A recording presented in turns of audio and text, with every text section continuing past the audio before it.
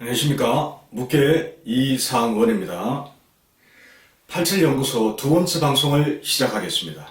1회 방송에서 보여주신 여러분들의 뜨거운 성원에 감사드리면서 오늘 그 기대에 부응하기 위해 직접적으로 도움이 되는 그런 이야기를 해보도록 하겠습니다. 여러분, 87을 하면 가장 궁금한 게 무엇일까요? 당연히 체질 진단, 즉 나의 체질이 무언지를 감별해내는 것이 되겠죠. 조금 더 기대한다면 다른 사람의 체질까지 감별할 수 있다면 얼마나 좋겠습니까?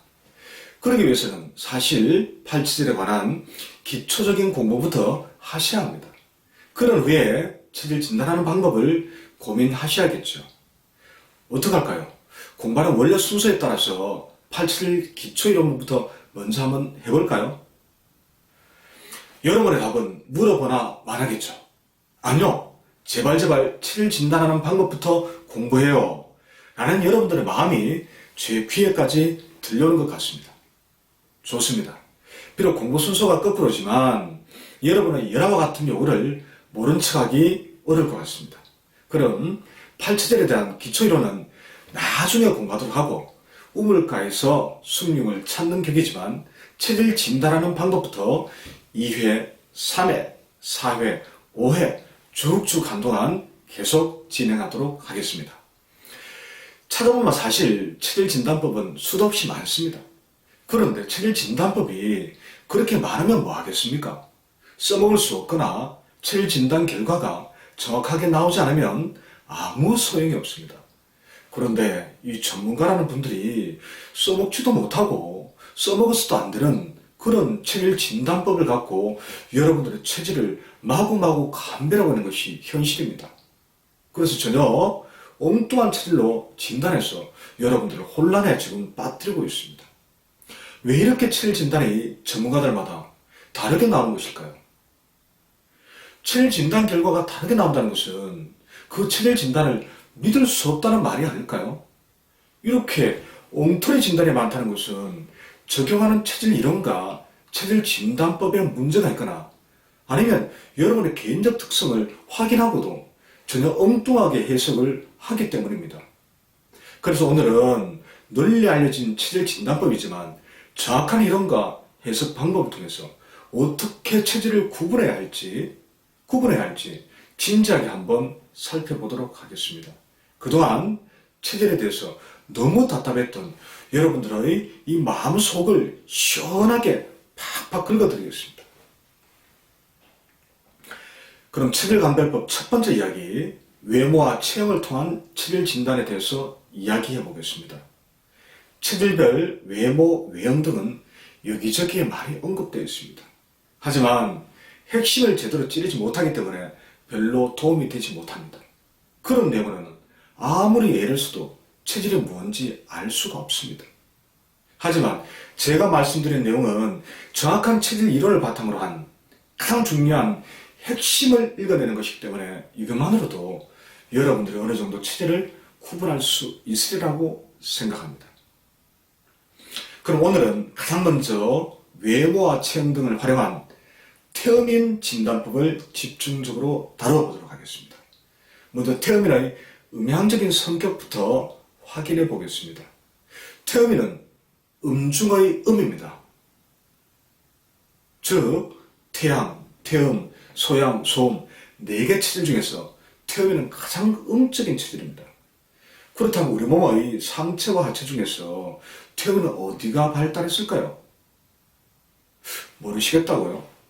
그럼 이 머리와 이 다리 중에서 어느 것이 양이고 어느 것이 음에 해당할까요? 그래도 좀 어렵다고요? 그럼 이건 어떻습니까? 저 위에는 태양하고 이 밑에 땅 중에서 어느 것이 양입니까? 이건 너무 당연하죠. 저 뜨겁고 밝고 높이 떠 있는 태양이 바로 양입니다. 그럼 이 땅은 어떻습니까? 대지의 어머니라는 말이 있죠. 땅은 어머니의 성격을 지니고 있다는 뜻입니다. 그런데 어머니는 여자죠. 여자는 또 남자에 비해서 음이지 않습니까? 그렇다면 대지, 즉 이 땅은 음이 되는 것입니다. 그럼 자동적으로 저 하늘은 뭐가 됩니까? 예, 하늘은 양입니다. 예, 이를 우리 몸에다가 한번 적용해 보는 것이죠. 땅을 딛고 있는 발과 다리는 그럼 음일까요? 양일까요? 예, 하체는 음의 부위에 해당합니다. 그럼 이 머리는 뭡니까? 당연히 양의 부위가 되겠죠. 또 다리가 접근하면 저 위에 있는 것은, 대체 위에 있는 것은 어떻습니까? 양이죠. 이 아래쪽에 있는 것은 뭡니까? 음이지 않습니까? 이건 누구나 다 알고 있는 겁니다. 그렇다면 이 위쪽에 있는 머리는 당연히 양이 되고 아래쪽에 있는 다리는, 발은 음이 되는 것입니다. 어렵지 않죠? 그럼 다시 돌아가서 태음이는 그럼 가장 음적인 체질이다 이렇게 말했습니다. 그럼 태음이는 상체와 하체 중에서 어디가 굵고 길고 튼튼할까요? 즉 발달했을까요? 예, 당연히 하체입니다. 그래서 체질학에서 태음인을 화면에 나오는 그림처럼 양의 부위인 상체가 약한 반면에 음에 해당하는 하체가 아주 발달한 체형으로 그렇게 묘사하고 있습니다. 화면에 나온 그림 한번 자세히 한번 보십시오. 그림처럼 태음인은 다리가 굵은 사람들이 많습니다. 또 하체 힘도 좋죠. 그래서 평소에는 아무리 많이 걸어도 다리가 별로 힘들지 않습니다. 만약 이런 분들이 있다면 내가 태음인이 아닐까라고 생각하셔도 됩니다. 그런데 문제는 태음인은 무조건 다리가 굵고 길고 힘이 좋을까요? 100%다 그럴까요? 또 역으로 다리가 굵고 길고 힘이 좋으면 무조건 태음인이다 이렇게 말해도 되는 걸까요? 그건 또 아닙니다. 예, 그런 생각은 정말 단순하고 위험한 발상입니다.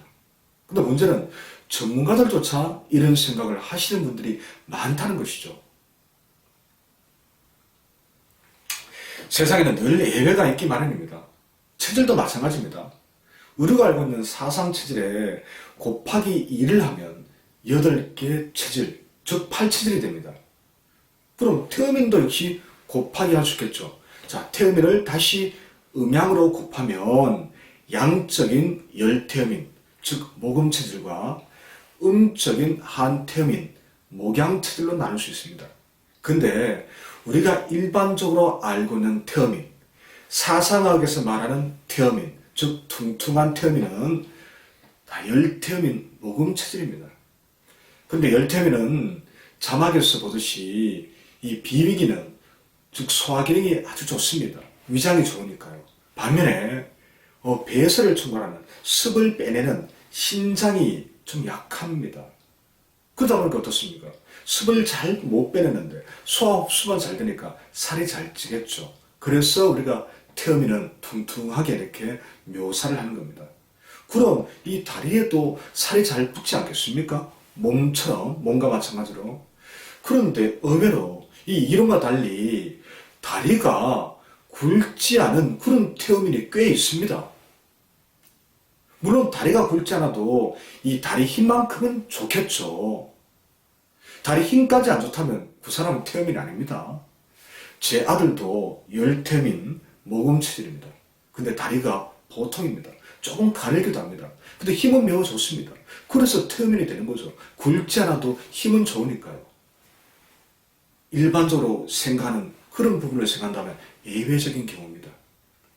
또 두 번째 예외적인 경우는 태음인은 다리도 대체로 길죠. 그런데 다리가 길지 않은 그런 태음인도 있습니다. 물론 다리 길지 않아도 역시 다리 힘은 좋을 겁니다.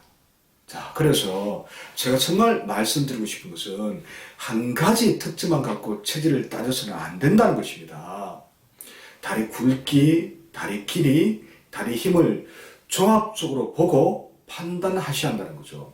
즉 대서만 보시면 안 됩니다. 대서만 본다면 다리도 길어야 되고 다리도 굵어야 되겠죠. 그런데 크기도 중요합니다. 이 크기는 바로 크기는 강약도 중요하다는 거죠. 이게 대서 크기도 중요하지만 기능과 같은 이 강약 이런 부분도 함께 보셔야 합니다. 대서인 다리가 굵거나 길지 않아도 기능이 발달해서 다리 힘이 좋다면 그 사람은 태음인일 가능성이 높다고 보셔도 됩니다. 많은 사람들이 태음인은 무조건 다리가 굵고 길다는 생각을 하고 책에도 사상학 책에도 그렇게 표현되어 있습니다. 이것은 틀에 박힌 교과서적인 생각일 뿐입니다. 그런 관점으로 보신다면 체질을 절대로 정확하게 찾아낼 수가 없습니다. 또 우리가 앞에서 지금까지 열태음인, 모금인을 이야기했는데요. 태음인 중에서 음적 태음인, 즉 한태음인 목양체질이 있습니다.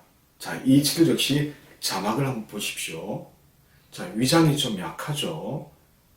소화흡수 기능이 이렇게 약합니다. 근데 배설을 총괄하는 신장은 강한 쪽에 가 있습니다. 그럼 어떻습니까? 살이 잘 찌지 않겠죠. 소화흡수는 잘 안 되는데 배설은 쭉쭉쭉 되니까 살이 잘 찌지 않습니다. 그렇다면 당연히 열태음인에 비해서 다리가 굵어지지 않을 것이라 이런 해석도 가능하겠죠. 우리가 알고 있는 전형적인 태음인의 특징과 다른 내용입니다. 또 아주 중요한 사실이 있습니다. 태음인만 다리가 굵은 것이 아니라는 점입니다. 다른 체질에서도 다리가 굵고 힘이 좋은 그런 사람들이 있을 수 있습니다. 이에 대한 설명은 다음에 좀 하도록 하겠습니다. 결론적으로 인체의 외형과 체형은 체질을 판단하는 중요한 자료인 것은 맞습니다. 하지만 결정적인 근거, 수학에서 말하는 필요 충분 조건은 아니라는 것이죠. 그럼 어떻게 해야 합니까? 아무리 공부해도 체질을 판단할 수 없다는 말입니까? 그렇다면 이런 방송을 할 필요도 없죠. 아닙니다. 오늘 배우는 것 같은 이런 작은 자료들을 계속 모으시는 거죠. 몇 가지만 모이면 그때는 체질을 판단할 수가 있습니다. 그러기 위해서는 어떻게 해야 할까요? 답은 묻게 이상원의 87연구소 방송을 놓치지 않고 계속 보셔야 하는 거죠. 그렇게 하실 수 있겠습니까? 믿겠습니다. 다음 시간에는 출석본을 들고 방송을 들으셨는지 안 들으셨는지 출석 체크를 해야겠습니다. 정리하겠습니다. 지금까지 2회 방송에서는 음양적 성격을 적용해서 태음인의 체형과 외형을 따져보았습니다. 음이 발달한 사람과 양이 발달한 사람의 체형이 어떻게 나타날지 아마 조금은 짐작이 아마 되실 겁니다. 그럼 3회 방송에서는 이러한 지식을 바탕으로 한국 사람들은 태음인이나 소음인과 같은 음체질이 많을지 아니면 태양인이나 소양인과 같은 양체질이 많을지 한번 따져보도록 하겠습니다.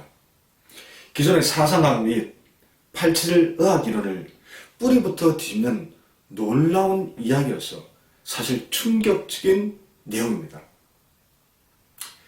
체질에 대해서 공부하고자 하시는 분들은 반드시 아마 들으셔야 할 겁니다. 그런 뒤에 4회 방송에서는 오늘 공부한 음양적 접근이 아닌 장부 구조를 통해서 태음인의 외형과 체형을 한번 따져보겠습니다. 그렇다면 체형과 외형을 통한 태음인 판단은 매우 쉽게 되실 거라고 저는 생각합니다. 잘못 알려진 체질 상식계기, 정확한 체질 이론 배우기 앞으로도 계속됩니다. 지금까지 87연구소 방송 묻게 이상원이었습니다. 다음 3회 방송에서 다시 뵙겠습니다. 고맙습니다.